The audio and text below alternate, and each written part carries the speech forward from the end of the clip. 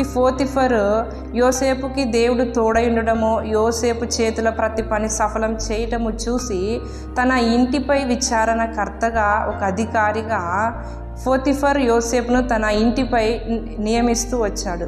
అయితే పోతిఫర్ లేని సమయంలో ప్రతిరోజు కూడా పోతిఫర్ భార్య యోసేపును పాపం చేయమని, తనతో వ్యభిచారము చేయమని ప్రతిదినము మాట్లాడుతూ వచ్చేది. కానీ ఏ రోజు కూడా యోసేపు ఆమె మాట వినడానికి ఇష్టపడలేదు, ఏ రోజు కూడా ఆమెతో ఉండటానికి ఇష్టపడలేదు, ఈవెన్ ఆమె వైపు చూడటానికి కూడా యోసేపు ఇష్టపడలేదు.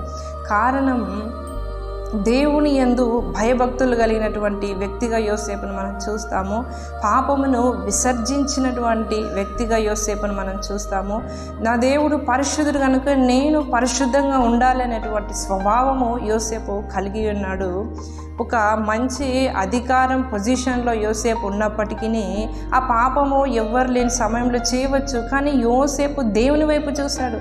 ఈ స్త్రీ దృష్టి యోసేపు మీద ఉంది, యోసేపు దృష్టి దేవుని మీద ఉంది.